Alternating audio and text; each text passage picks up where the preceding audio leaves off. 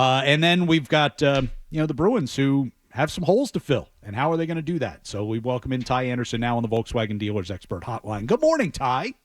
Hey, good morning, guys. How we doing? Good. All right. So if you're Don Sweeney, what is at the top of your priority list today? Well, I think you got to get a center and you got to get a scoring wing. You might need to get two wings, honestly, and you're going to have to make a value play somewhere else. Maybe that's on the back end or one of these wingers that you want to sign. Can be more of a value play, but you got just under 22 million. Jeremy Swayman is not signed as of right now, and it doesn't seem like that's going to happen by the day's end. Um, and that money can go quicker than you realize, right? And so there's an element here of you want to be in on the frenzy, the madness, whatever you want to call it, but you also have to make moves that make fiscal sense for your team. And I think if you're the Bruins, attack the right areas, which for them is down the middle and on the wings. And I can deal with them making a smaller ad on the back end. I think this market might be good for that. But you sort of look at what's happening, and you mentioned off the jump here, Sam Reinhart and Jake Gensel, like the scoring talent and the real scoring talent could dry up pretty quickly. And so you got to be in on one of those guys, in my opinion, especially you look at the way their season ended, losing 1-goal games.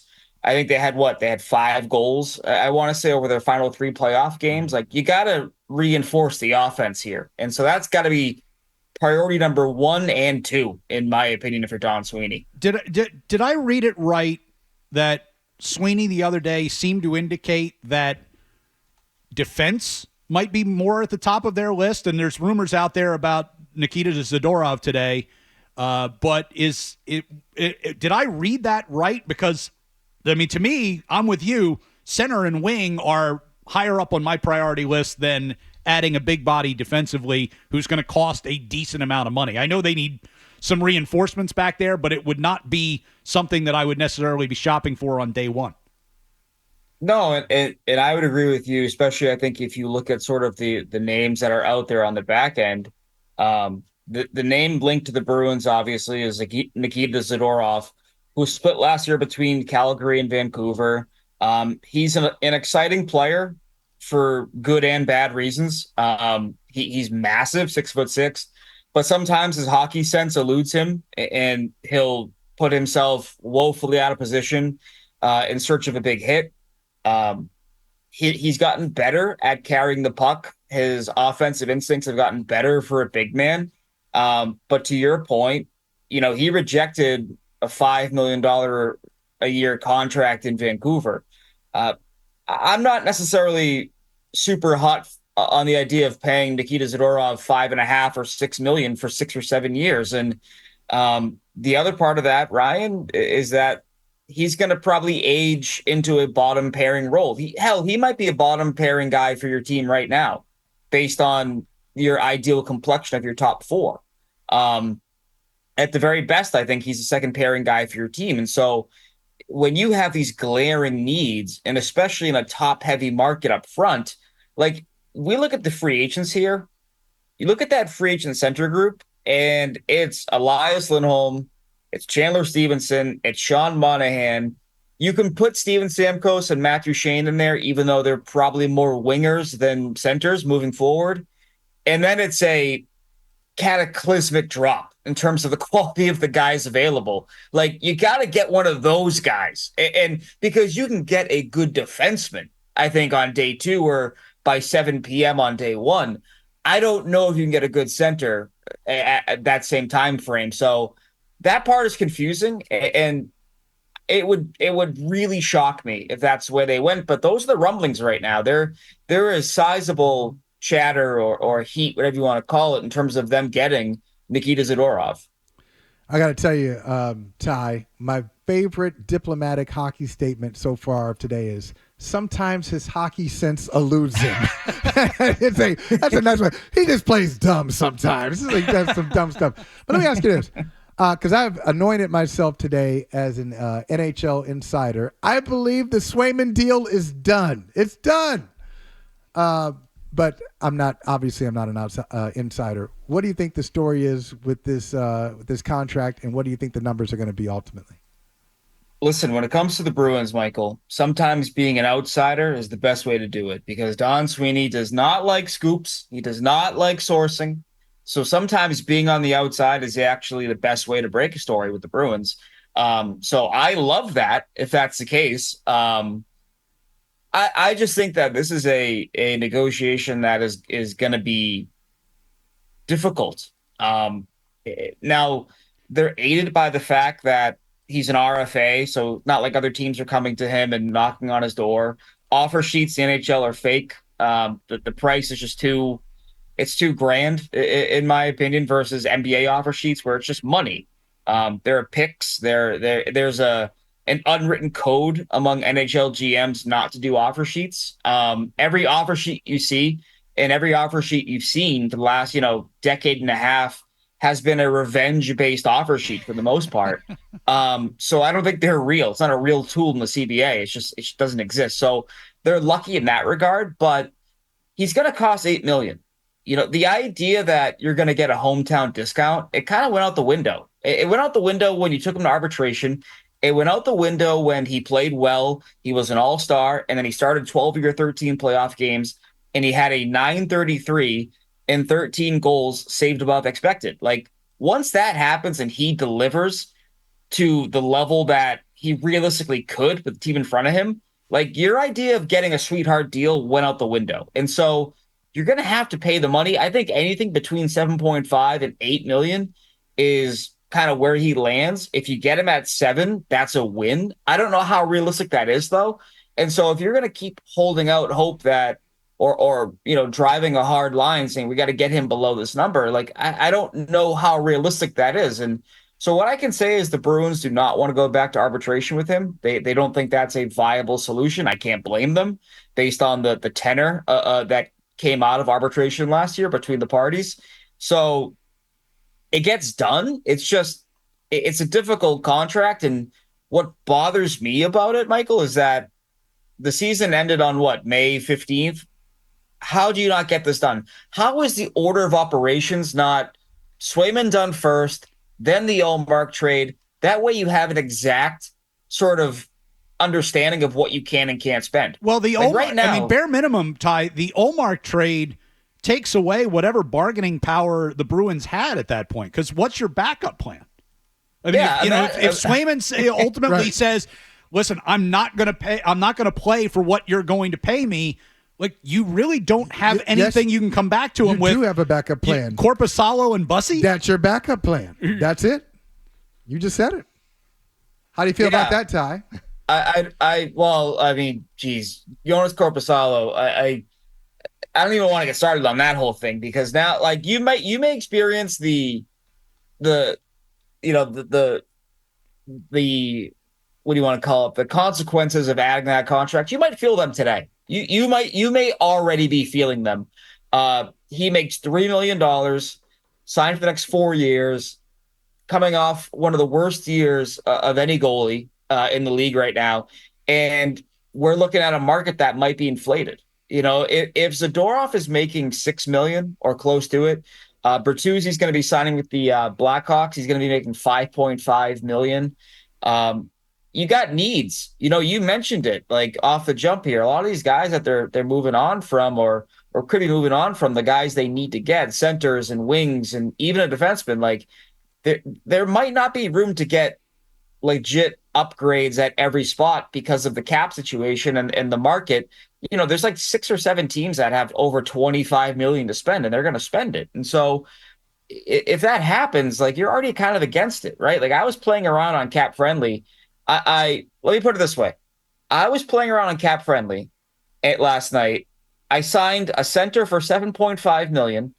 I signed a defenseman, Zadorov, for $5.75 million, which I didn't necessarily want to do, but let's just say they do it. Mm-hmm.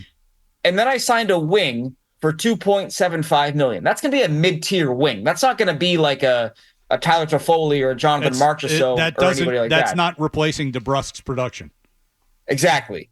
And then I waved Jonas Corposalo down to the minors, replaced him with Brandon Bussey, and I signed Jeremy Swayman for $8 million. I had one extra skater. You know how much cap space I had? Less than $500,000. Like, it's gonna be hard to build out a roster with this guy, being sort of on, your books at that number. And so you got to get Swayman signed because you don't have a real backup option. I know this is a long way of going there, but Korpisalo is not your starter, and the Bruins have completely eliminated any sense of leverage by their order of operations here in terms of how they've done things this offseason. So I'm not panicking about it, but it's an odd way to handle your most important internal signing of the year, no doubt. Ty Anderson, 98.5thesportshub.com, is with us. Is today the day that Elias Lindholm finally becomes a Bruin? It does feel that way. The rumblings will not go away in terms of bringing him in. You sort of look at what's been happening elsewhere. Could Carolina be in play? I feel like they're more looking for a wing than a center.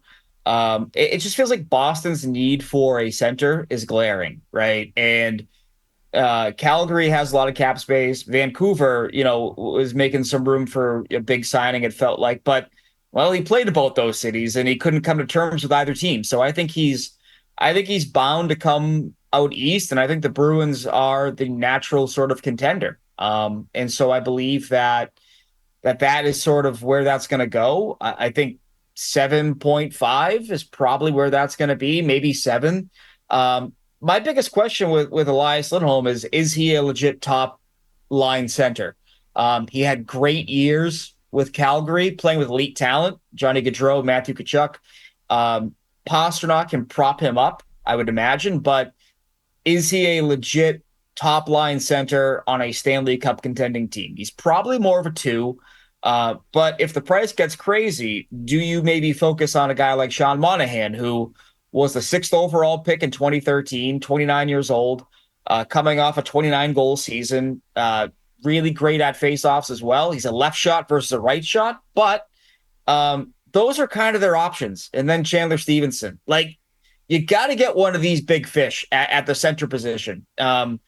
Everything we've talked about so far, like, you want to make a value play on the wings? Sure. There's enough guys out there that you can sell me on that. You got to get a center. Lindholm feels like their guy. We'll see if it plays out that way, but he's one of 3 guys that at that position you look at and say, you got to get one of them. It's going to suck. You're going to get diminishing returns at some point. You're going to hope you get 4 good years out of whoever you sign there, but you got to get one of these big fish. Otherwise, you're just repeating the same thing and saying we got Matthew Poitras and we're going to be all right. And I don't know if that's a great approach to take when you have this kind of cap space. Who's on the, maybe not even necessarily for the Bruins, but who, now that Reinhardt's off the market, looks like Gensel's off the market, who are you most interested in seeing where they land and how much?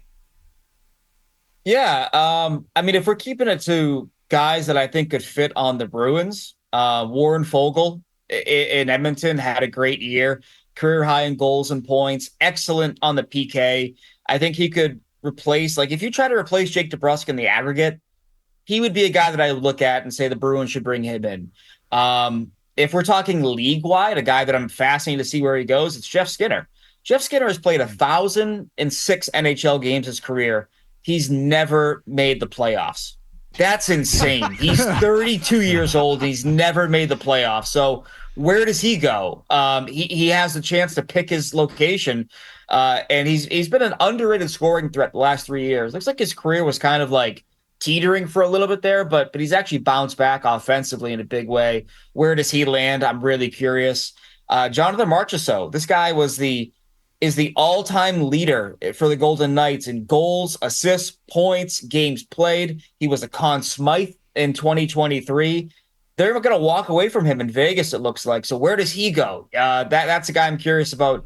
But for the Bruins' point of view on the right wing, Victor Arvidsson, a guy who was great in Nashville, injuries last year, but still almost a point per game, could be a good value play for the Bruins. And on the back end, we talked about Zadorov, but what about a guy like Brendan Dillon, a guy who plays with some nasty, can play some big minutes. He's really incorporated some offense into his game the last few years.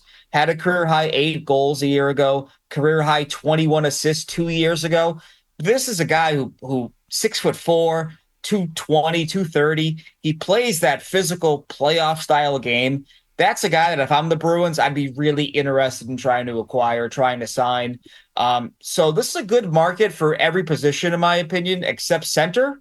Once you get beyond the big guns, and it is a disastrous market in goal. If you're a team looking for a goalie, this market stinks. You got Cam Talbot's probably the best option, and then after that, you're looking at Ilya Samsonov, who we saw the Bruins absolutely smoke in the playoffs for 4 of his 5 starts, and then a whole bunch of veteran fringe number 3 guys. And so, if you're a team like say Toronto, I'm really curious what you do on the goalie front there, because you need somebody behind Joseph Woll or to push him as a 1B. And so I'm curious how that all plays out, but there are some really good veteran options when you get deeper into the wings of this free agent class. And I have a feeling the Bruins are going to add one of those types. It's just a matter of where it is on their board. Ty, quickly, they had the NHL draft this past weekend. Bruins took Dean Letourneau, a 6'7" center, in the first round. He's committed to Boston College. Just tell us what you know about this guy. Yeah, he's definitely a project. You look at the frame, 6'7", as you mentioned. One thing that stands out about him is that when you read scouting reports and you talk to people about him, like his skating is a strength. And typically when you talk about a 6'7" big guy, skating is the weakness, right? And so to have a guy who's that big but has the skating game and is he's already on top of that with his game, like that's impressive, right? And so he's going to BC this year. He's going a year early, actually. He was supposed to be playing in the USHL this year, but one of BC's best players, Will Smith, is actually going pro this year. He's going to San Jose, and so there was an opening there for Letourneau to jump in early, and he took that opportunity. And he's going to require patience, right? And this is where it gets interesting for the Bruins, in my opinion, is because the Bruins typically haven't been patient with their prospects, and they haven't had the luxury of being patient with their prospects. Typically, they've been saying, no, we got Bergeron and we got Krejci, we got Chara, like we got 3 years. We got to get this guy in here or we're going to trade him right away. Like, so they're in a unique spot here where they have to be patient. They have to be willing to deal with the potentially slow developmental curve. Letourneau thinks that he's going to play 1 or 2 years at BC before going pro. I think he's probably more 2 to 3. So he wants to be like a quick riser. And what's funny is, you mentioned he's 6'7". When he gets drafted, they say, "What do you want to work on?" He says, "I want to get bigger."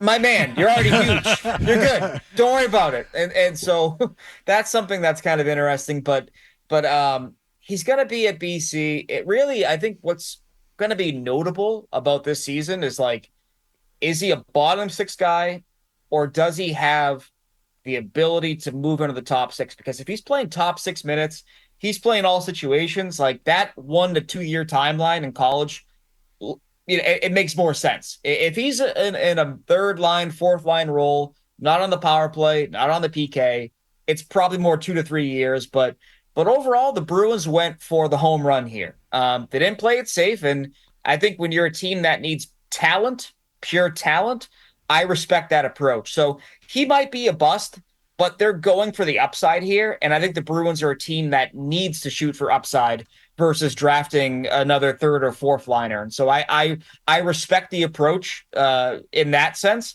And if they're wrong, they're wrong. But if they're wrong because they swung for the fences versus trying to get an infield single, and I respect that approach. Ty Anderson, 98.5thesportshub.com. You can read his coverage of whatever the Bruins do today. Appreciate the time, Ty. Good to talk to you.